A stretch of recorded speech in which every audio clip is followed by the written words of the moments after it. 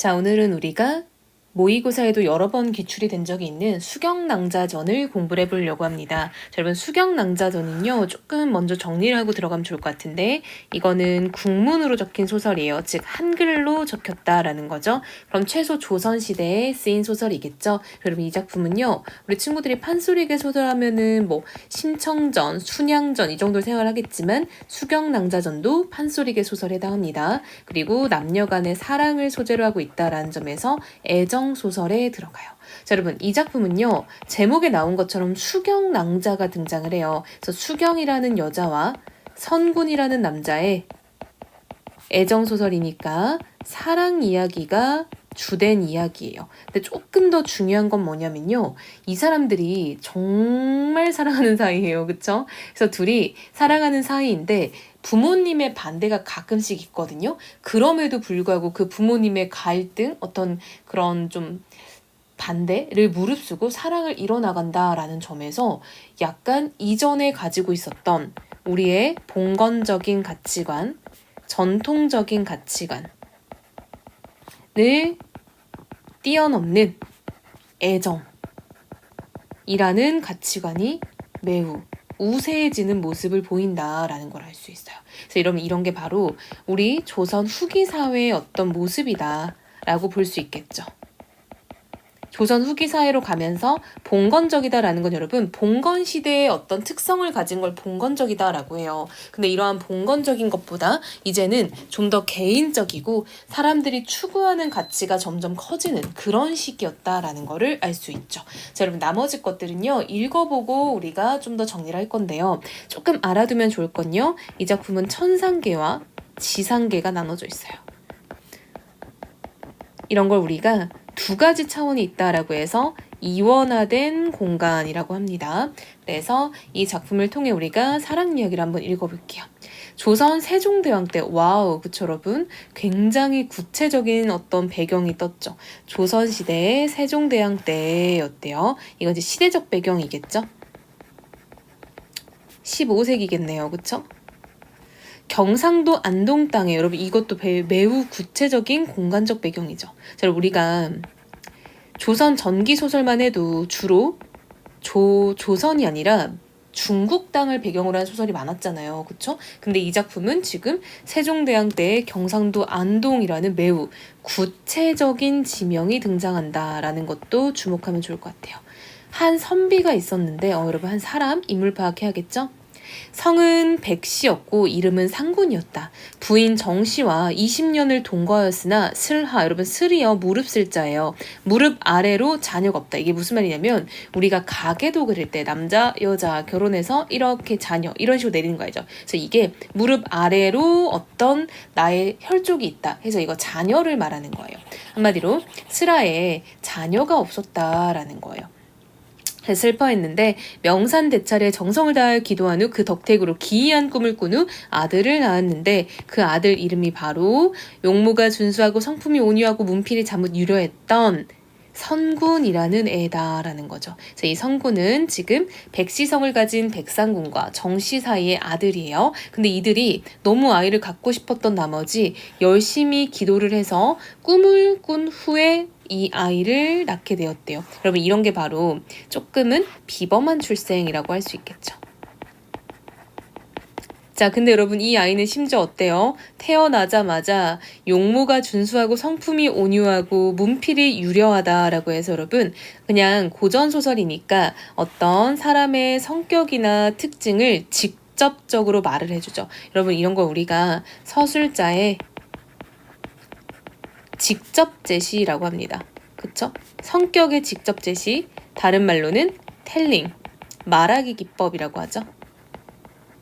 또 다른 말로는요, 이런 성격을 장면을 묘사하지 않고 그냥 요약적으로 딱 잘라서 말해준다라는 점에서 요약적 제시라고도 해요. 자, 부부는 아들에게 알맞은 배필을 얻어서 스라에 두고 재미를 보려고 널리 구원을 하였으나 한 곳도 마땅한 곳이 없어서 항상 근심으로 지냈다. 이때 수경낭자도 여자 주인공이죠. 천상에서 선군과 희롱한 죄로 오경동에 귀양와 있었는데 여러분 중요한 정보가 하나 나왔어요. 천상에서 선군과 희롱한 죄. 자, 쌤이 말했죠. 이 작품은 천상계와 지상계에 이원화된 세계가 나타난다라고 했었어요. 자, 또 우리가 알 수 있는 건 뭐다? 두 번째는요. 이 수경과 선군의 인연은 이미 전생에서 천상에서부터 정해져 있었다라는 걸 알 수 있겠죠. 얘네 그때도 연애하다가 지금 이제 떨어지게 된 거예요. 선군이 인간 세상에 태어난 까닭에 자기와 천생연분인 줄 모르고 다른 가문에 구원하는 것을 알게 되었는지라 낭자가 생각하기로 그러니까 이 낭자는 자기가 인간 세상에 떨어진 것도 인지하고 있고 다 알고 있어. 근데 남자는 그걸 모르는 상태였던 거죠. 그쵸? 우리 두 사람은 누구 말하는 거예요? 선군과 수경남자 말하는 거죠. 인간 세상에 기양해서 백년가약을 맺기로 되어 있다. 그쵸 여러분? 쌤이 말한 것처럼 천상계에 이미 이게 약속되어 있었던 거예요. 이제 도련님이 다른 가문에 구원하면 우리의 천생연분은 속절없이 되리라 하며 슬퍼했다. 선군의 나이가 16살 되던 어떤 봄날 선군이 서당에서 글을 읽다가 저도 모르게 몸이 노곤하여 책상에 기대어 졸다가 깜빡 잠이 들었다. 문득 노기용상으로 단장한 낭자가 방문을 열고 들어와서 두 번 절하고 옆에 앉더니 자 여러분 뭡니까? 잠이 들었대잖아요. 바로 꿈입니다. 꿈. 그쵸 여러분? 이런 거 우리가 꿈이고요. 꿈에 들어간다라고 해서 인몽이라고 하죠. 자, 여러분 지금 꿈 내용은 이 작품에서 매우 중요하고요. 두 번 나올 거예요. 그 중에 첫 번째 꿈이 나왔어요. 도련님은 이제 선군 말하는 거죠. 저를 수경 말하는 거겠죠. 몰라보시겠나이까? 제가 여기에 온 것은 다름이 아니라 우리 둘이 천생연분이 있기로 이렇게 찾아왔습니다. 꿈속에서 하였다. 이에 선군은 나는 진세의 속객이요 낭자는 천상의 성녀인데 어찌 우리 사이에 연분이 있다 하오 라고 하는 거 보니까 선군은 전생을 기억을 못하는 거죠. 자기가 천상계에서 수경과 연이 있었다라는 걸 지금 모르는 거예요. 하고 의아하며 물었다. 그러자 낭자는 도련님은 본디 하늘에서 비를 내리게 하는 성관이셨는데 요지연에서 저와 서로 희롱한 죄로 상제께서 인간 세상에 귀양을 보냈으며 이 세상에서 우리의 인연을 이루라 했나이다. 그런데 도련님께서는 어찌 이것을 모르고 다른 가문에 구원하려 하시나이까. 도련님은 저를 위해 3년 반 기다려 주시옵소서. 선군이 깨어나 보니 남가일몽이라 라고 해서 여러분 꿈에서 깼죠. 이런 걸 우리가 꿈에서 각성한다 라고 해서 강몽이라고 합니다. 그래서 첫 번째 꿈이 나왔어요. 자, 여러분 꿈의 기능이 있는데요. 그 중에서도 지금 첫 번째 꿈의 기능은요. 선군에게 자신의 존재를 알리는 역할을 하게 된 거죠. 근데 이게 꼭 자신의 존재 이꼴 수경의 존재도 있지만 어떤 천상계의 약속을 알리는 것도 있죠. 우리는 이미 정해져 있는 인연이다라는 거죠. 그러나 꿈속에서 본 낭자의 얼굴은 하늘을 날던 기러기가 부끄러워 땅에 떨어질 만큼 아름다웠으며 조각달을 수놓은 듯한 자태는 천상의 밝은 달이 구름 속에서 막 솟아나는 듯했다. 선군이 꿈에서 깨어난 뒤에도 붉은 입술에 하얀 이를 살짝 드러내고 말하던 낭자의 목소리가 귀에 쟁쟁하고 옷 같은 낭자의 얼굴이 눈에 삼삼했다. 거의 뭐 상사병이죠. 그쵸? 자, 비유적 표현 쓰였고요. 선군이 꿈에 본 낭자를 잊지 못해 병드니 부모가 이상하게 여겨 물었다. 네 병세를 보니 아무래도 이상하다. 무엇 때문인지 숨기지 말고 네 속마음을 사실대로 말해보거라. 며칠 전 꿈에 옷 같은 낭자가 나타나서 말하기를 저는 월궁 선녀인데 그대와 천생연분이 있나이다. 다른 곳에 구원하지 말고 저를 3년만 기다려주소서 하고 갔나이다. 그 낭자를 생각하니 하루가 3년처럼 느껴지나이다. 그런데 어떻게 3년을 기다릴 수 있겠나이까? 이로 인해 저도 모르게 병이 골수같이 깊이 들었나이다. 라고 해서 자, 자기가 꿈에서 꾼 내용을 부모님께 요약적으로 제시를 하고 있죠. 그쵸? 꿈 내용의 요약적 제시네요. 부모에게 꿈 내용을 알려주는 거죠. 자, 중략 부분입니다. 상사병을 앓던 성군은 3년을 기다려야 수경낭자와 결혼할 수 있다는 금기를 깨고 수경과 결혼하여 동춘과 춘향, 남매를 두고 행복하게 지낸다. 아니 얘네는 연애하다가 인간 세상으로 떨어지더니 또 약속을 안 지키고 금기를 깨요. 뭐 사랑이 뭐라고, 그쵸? 그런데 성군이 부모의 명으로 과거를 보기 위해 서울로 상경하였을 때 수경은 천군을 사랑한 12매월의 질투심으로 음해를 당한다. 여러분, 이 집에 12, 이제 일하는 애가 있는데 걔가 천군을 좋아한 나머지 이제 수경을 질투를 했던 거야. 자, 백공은, 여러분, 백공은 이제 수경의 시아버지인 거죠. 성군의 아버지입니다. 자, 지금 이상한 정황이 있어서 비복, 노비를 시켜서 이실직고할 때까지 매질을 하려고 호령했대요. 자, 무슨 말이냐면 이런 일이 있었던 거야. 자, 선군이 과거를 보러 가는 길에 계속 집으로 돌아온 거예요. 왜 돌아왔겠어? 수경이 너무 보고 싶어서. 근데 이거를 들키면 혼날까봐 수경은 시부모님께 이 사실을 비밀로 한 거예요. 근데 잘 들어보면 며느리 방에서 며느리는 이꼴 수경이겠죠? 방에서 남자 소리가 나는 거야. 즉 며느리가 불륜을 한다. 오해를 한 거예요. 시아버지가. 근데 이 오해에는 이 12매월의 음해, 사람을 이제 음해한다라는 거죠. 매월의 음해가 영향이 있었던 거예요. 그래서 지금 시아버지가 이제 수경을 불러다가 매질을 하면서 빨리 바른 대로 말해라 이런 상황이에요. 사정을 두지 않고 마구 치는 비복들의 매 밑에서 수경낭자의 백옥 같은 귀 밑에는 피망울 같은 눈물이 하염없이 흘러내리고, 자, 여러분 다 비유법이죠. 눈같이 흰 산결은 핏물이 배어 붉은색으로 변했다. 여기도 마찬가지로 눈같이 비유적 표현 나오고 있고요. 흰 살결, 붉은색이라고 색채어를 지금 통해서 수경의 어떤 고통을 표현을 하고 있는 거죠. 그쵸? 지금 수경의 고통, 고난을 묘사하고 있죠. 자, 지난번에 난궁께서 길을 떠난 날 밤과 이튿날 밤 두 번을 30리쯤 가다가 숙소를 정하였으나 저를 잊지 못하고 밤중에 집으로 몰래 돌아섰기에 제가 한사코 타일러서 다시 돌려보낸 일은 있었사옵니다.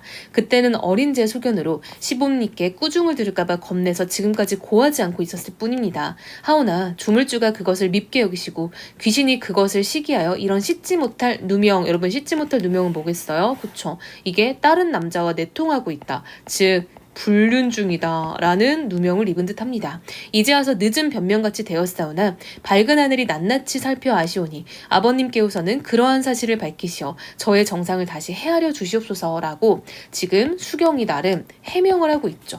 그게 아니라 네 아들이 왔다 간 거란 말이다 라고 지금 해명을 하는데, 그러나 한번 눈과 귀로 확인한 의심인자, 여러분 이게 무슨 말이냐면요, 우리가 중략된 부분에요, 시아버지가 실제 그런 상황을 방 밖에서 목격을 한 거예요. 그러니까 며느리 방에서 남자 목소리가 나는 거를 이 사람도 들었다 보니까 이 말을 쉽게 믿지를 못하는 거야. 한마디로 믿을 수가 없는 거예요. 이 수경의 말이 맞을까라고 생각을 하기 어려운 거야. 백공은 점점 더 놓아요. 그죠? 더 빡쳐가지고요. 비복에게 더욱 심한 매질을 가하도록 호령했대요. 남자는 참을 수 없는 매 밑에서 하늘을 우러러 호소하였다. 푸른 하늘은 무고한 이내 몸을 굽이 살피소서. 5월에 서리가 나리고 10년에 원망해야 할 이 원한을 누가 풀어주오리까 하고 엎어져서 기절을 했대요. 이 참상을 보다 못한 시어머니가 울면서 영감 이꼴 남편인 거죠. 남편에게 말을 했대요. 옛말에 이르기를 한번 엎지른 물은 다시 그릇에 담을 수 없다 하였사오니 라고 해서 지금 여러분 시어머니의 어떤 말하기 방식도 체크를 해보면 좋을 것 같아요. 즉 옛말을 인용하여 자신의 어떤 근거를 지금 대고 있는 거죠. 한번 엎지른 물은 다시 그릇에 담을 수 없다. 즉 후회해도 소용없다라는 말인 거죠. 돌이킬 수 없다라는 얘기겠죠. 그러니까 뭐 하자는 거야? 나중에 후회하지 말고 며느리 얘기 좀 들어봐라 라는 거예요. 영감께서 사실도 잘 모르시면서 티 없이 굳은 정절을 가진 며느리를 억울하게 음행의 죄를 씌워 다스리니 만약 며느리의 무죄함이 밝혀졌을 때 무슨 면목으로 현부를 대하려 하시나이까 하면서 뜰 아래로 뛰어내려가 낭자를 부여잡고 목을 놓아 울었다. 너의 배꼽같이 티 없는 굳은 절개는 내가 잘 알고 있다 라고 해서 지금 시어머니는 수경을 나름 믿어주는 느낌입니다. 오늘 이런 변은 꿈에도 생각지 못할 일이니 아니 원통하겠냐. 낭자가 절박한 목소리로 말하였다. 옛말에도 다른 소문과는 달리 음행의 소문을 씻기는 어렵다 하였사온즉. 자 여러분 지금 수경도 옛말을 지금 인용을 하고 있죠. 즉 옛날 우리나라 말에도 뭔가 음행의 소문, 즉 이런 약간 불륜처럼 좀 좋지 않은 음행의 소문은 씻기가 어렵다라고 해서 소문을 벗기가 어렵다라고 얘기를 하고 있죠. 그러니 내가 아무리 해명한들 이 누명을 어떻게 씻겠습니까? 라고 말을 하는 거죠. 시어머니가 낭자를 가엾게 여기고 갖은 말로 무수히 위로하였다. 그러나 낭자는 듣지 않고 바른 손에 옥비녀를 빼어들고 하늘을 우러러 절을 한 다음 빌었다. 밝고 밝은 저 황천은 부디 굽어 살피소서. 제가 만일 외간 남자와 정을 통한 사실이 있거든 이 옥비녀가 제 가슴팍에 꽂히고 이것이 억울한 누명이거든 이 옥비녀가 저 섬돌에 박히도록 영험을 베풀어 주옵소서. 날 증명해달라라는 거죠. 옥비녀를 허공에 높이 던졌더니 진짜 섬돌에 박혔대요. 한마디로 수경의 어떤 진실을 하늘이 증명해 주는 거죠. 하지만 그런다고 뭐가 달라지겠어요. 자, 중략 부분 주관입니다. 다른 남자와 몰래 만난다는 12매월의 음에 억울함을 호소하고자 수경 남자는 스스로 목숨을 끊어요. 자살하는 거죠. 죽은 시신의 가슴에 박힌 칼이 빠지지 않는 거야. 원한이 엄청나서. 백상군은, 자, 여러분 백상군은 시아버지죠. 임소절을 선군의 새 부인으로 맞이할 결정한다. 며느리 지금 자살했는데 새로운 여자를 자기 며느리로 들이려고 합니다. 한편 선군은 장원급제한 후 여러분 과거 시험 1등이에요. 수석입니다. 수경낭자가 보고 싶어. 얼마나 예쁘면 바삐 집으로 향한다. 그렇게 행차하여 남으로 사흘을 간 후에 여러분 사흘은 3일이죠. 백성군이 잠시 피로를 풀고자 주점에 들려 쉬고 있는데 문득 졸음이 와서 눈을 감으니 비몽사몽간이라 라고 해서 또 꿈꾸죠. 자, 여러분 두 번째 꿈의 인몽입니다. 그쵸? 수경낭자가 온몸에 피를 흘리며 방문을 활짝 열고 들어와 성군의 옆에 앉더니 절통하게 울면서 호소하는 것이었다. 난군께 없어 입신양명하여 영화롭게 오시니 기쁘기 그지없사오나 저는 이미 방명하여 이 세상을 버리고 구천을 떠도는 원혼이 되었나이다. 일전에 난군님의 편지 사연을 들으니 난군께서 저에 대한 사랑은 간절하시오나 이것 또한 저의 연분이 척박하여 벌써 이 세상을 하직하였으니 하직했다는 건 죽었다는 거죠. 구천의 혼백이라도 한스럽기 그지없사옵니다. 아무쪼록 저의 원통한 사연을 난군께서 풀어주시어 편히 눈을 감게 하여 주옵소서. 저는 너무나 억울한 누명을 썼기로 아직까지 분한 마음이 가시지 않아 구천을 방황하고 있사오니 모름지기 난군께서는 소홀히 하지 마시고 시시비비를 가려 누명을 벗겨주시오면 죽은 혼백이라도 깨끗한 귀신이 되고자 하나이다. 하고 나서는 낭자의 모습은 연기처럼 사라져버렸다. 선군이 크게 놀라 잠에서 깨어나 보니 온몸에 식은땀이 축축하고 간삼이 서늘해졌다. 라고 해서 여러분 여기서 꿈에서 깼죠. 강몽입니다. 자, 여러분 두 번째 꿈의 기능 정리해 볼까요?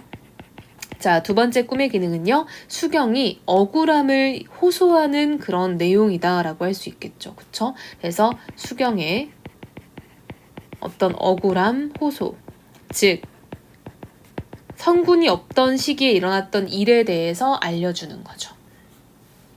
성군은 마음을 안정하지 못하여 아무리 생각해봐도 그 연유를 짐작할 수 없었다. 다음 날부터는 이른 새벽에 일어나서 입마를 재촉하여 서둘렀다. 며칠 만에 풍산마을에 이르러 숙소를 정하였으나 낭자 생각에 골몰하여 식음을 전폐하고 앉아 밤이 지나가기를 기다렸다. 그런데 밤이 점점 깊어갈 무렵이었다. 갑자기 하인이 와서 이르기를 대상공께서 오셨나이다 하였다. 아들을 만난 백공은 대상공 이꼴 백공인 거죠. 망설이다가 가족들이 모두 무사하다고 거짓으로 알리고는 선군이 장원급자여 높은 벼슬을 한 사연을 물으면서 억지로 기뻐하는 기색을 보였다. 그리고 나서 얼마 후에 선군을 향해 은근한 말로 권유했다. 장부가 뜻을 얻으면 아내를 얻는 것이 고금의 상례로 되어 있다 하니 너도 이제 그렇게 함이 좋을 듯 하구나. 듣자 하니 이 마을 임진사의 딸이 매우 현숙하다 하므로 내가 이미 구혼하여 혼례 일자를 잡아놓았으니 이곳에 온 김에 내일 당장 융례를 치르고 집으로 돌아가는 것이 어떻겠냐라고 해서 지금 아버지가 새로운 이제 부인을 데려왔다라는 거죠. 며느리죠. 선구는 수경낭자가 꿈에 나타나 억울하게 누명을 쓰고 죽은 일을 반신반의하고 있다가 막상 부친의 이 말을 듣고 보니 이상한 마음이 들었대요. 아니 내가 와이프가 있는데 왜 결혼하라고 하는 거지? 라고 해서 그전까진 여러분 꿈을 완전히 믿지는 못했어요. 그쵸? 꿈을 완전히 믿지는 못해. 반신반의라는 거죠. 완전히 믿지는 못하고 있다가 여기서 일이 났구나라고 느낀 거야. 부친께서 이렇듯 나에게 재취를 권유하시는 거 보니 수경낭자가 죽은 것이 분명하구나. 그러니까 여러분 꿈에서 이미 죽은 걸 알았다라고 하면 안 돼요. 이거 문제 나오기 너무 좋죠. 여기서 깨닫는 거예요. 별표 완전 많이 쳐놓으세요. 그래서 나를 속이고 임낭자와 결혼하게 하여 나를 위로해 주시려는 의도임에 틀림없다고 당장 부친께 말씀드렸다.